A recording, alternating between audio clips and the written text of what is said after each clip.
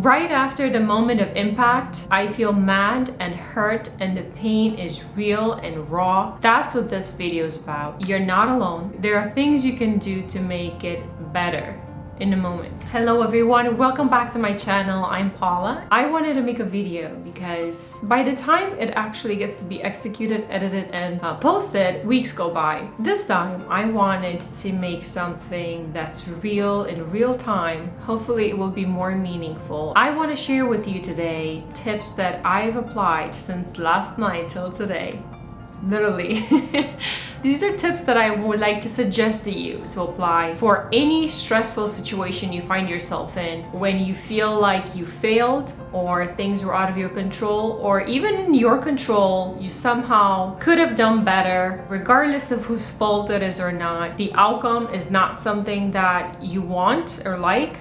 In fact, your feelings are very much involved right now and you're hurt. You're overly thinking it perhaps and criticizing yourself. I believe that we're our own worst critic. I know I am. I spend so much time on blocking this negativity. So sit back, get comfy, and perhaps make yourself a warm cup of tea, some coffee, whatever the case, or maybe some bubbly, some wine. Just sit back and enjoy.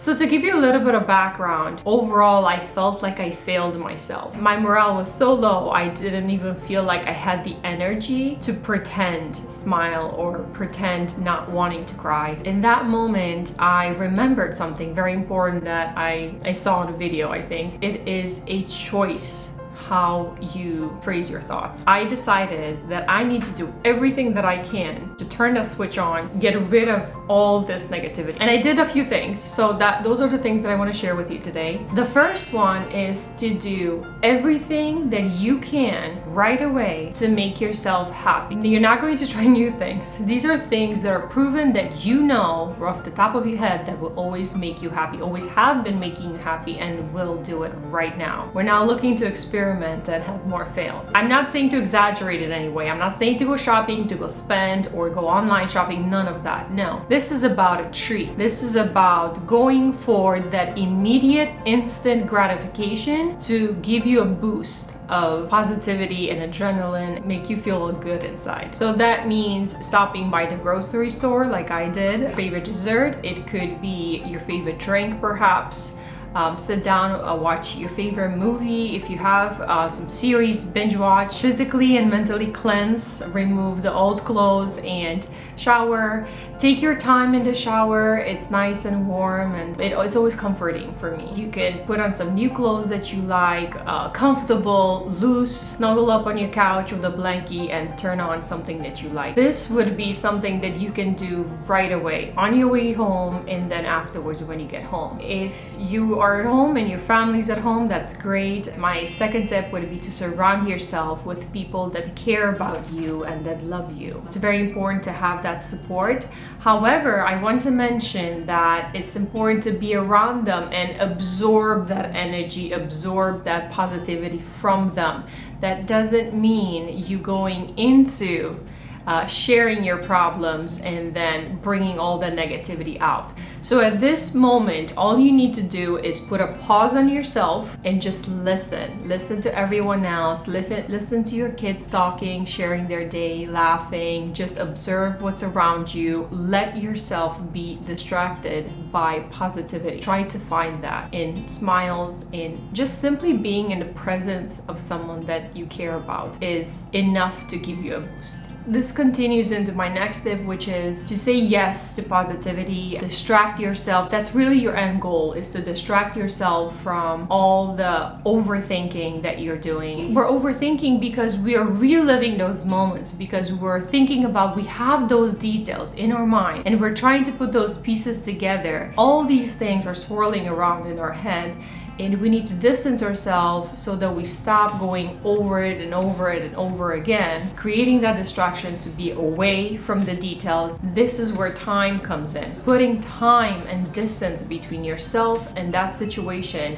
will eliminate those details, which will slowly start to fade away. Time heals because as those details fade away, it becomes blurrier and blurrier. And I'm a very impatient person. So I can definitely relate to the effort it takes to sleep on it. If you think whatever decision you came to is important today and it's valid and it's your final decision, then tomorrow you should feel the same way about it. So you're not really losing anything. The magic in this is that overnight you put more distance, you let the dust settle, and you might see flaws in that ultimate decision you made or not. If you still think your decision was the right one, then it's great. But give yourself that space and time. Let the dust settle and the outcome will be much more favorable for you. If you can't sleep on it because let's say the situation is happening at work or sometime in the morning, you really can't get out of it or allow yourself to get so much time, walk away. At this point, I suggest you go for a walk, literally for a walk if you can, by yourself, get some fresh air, take 20 minutes for yourself, go to the bathroom, freshen up, listen to some music. I think movement is very helpful. Refuse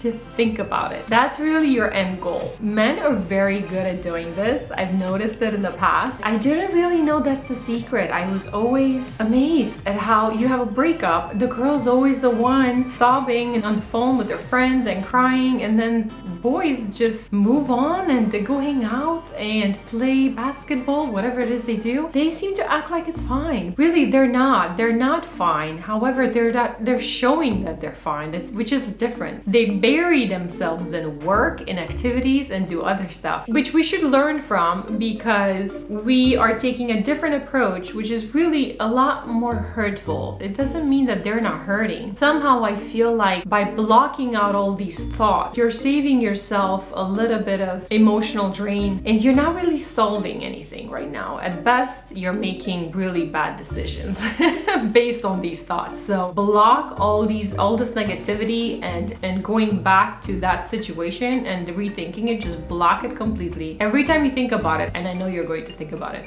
make that switch, turn around and say, no, I'm not going to do that. I think it's helpful not to talk about it right away. And this is a very important tip because I know that sharing is such a big part of healing, but not right now. Right now, what you need to do is not think about it, not talk about it, let the dust settle. And it's still so raw in you. You're reliving every single minute, not doing any good. In fact, I found myself at least getting angry all over again, getting upset all over again. Now I'm starting to change the narrative over what really happened. Now I'm starting to slowly expand by introducing my opinion on things and being very subjective, and it could lead to a lot of different outcomes. You need to cool off, not get all hyped up again. Try not to talk about it for a little bit, at least not day one, right when you got home. Another thing that I did right away, I listened to my favorite music and I was blasting it in the car all the way home. These were songs that I knew would always put me in a really good mood. So I recommend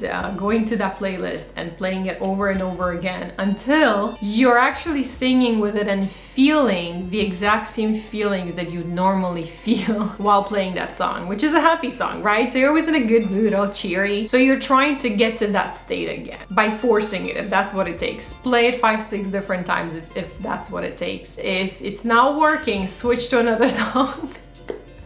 You have to overwrite these negative thoughts with positive ones. Think about good memories. Think about last time you went on vacation. Think about the last weekend you really enjoyed. Think about the person next to you and what you enjoy about them. Ask them to put you in a good mood. I think it's great to share ahead of time, perhaps to your spouse or whoever's waiting at home. Like, hey, I had a really bad day. I'm going to need some cheering up. I think that should also help. If you have someone that is truly caring for you, they're going to do that, right? They're going to speak to you perhaps differently, have more patience, make you your favorite drink, bring you your, I don't know, your blanket, your favorite socks, something. Give you a longer hug, perhaps. All these little things, they're creating this atmosphere for you and they will help bring you back up. And my last tip that I have to share with you is to create new memories. I would use this as a great great opportunity to do something really amazing. It doesn't need to cost a lot of money. It doesn't need to be extravagant. It could be as simple as taking the time to just sit down and read a book, read to your children perhaps, read a story out loud, have someone else read a story to you. Let yourself drift away into a different world, into a different story. Don't forget to be kind to yourself. Nobody can make you feel mad or upset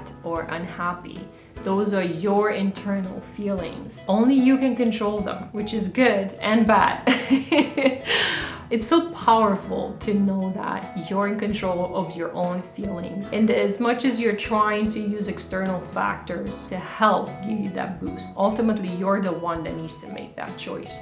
It's like switching on a light. You have to switch it on. Then do everything that you can so it doesn't turn back off. It really is a mind shift and a choice to turn that switch off on negative thoughts and make sure they doesn't turn back on, at least on a short term. Long term, once we detach ourselves and let the dust settle, there are always lessons that we can learn. The best thing you can do for yourself is to choose to be your own friend. Show up for yourself, hold hands, and remember, this too shall pass. Change is something we can always count on.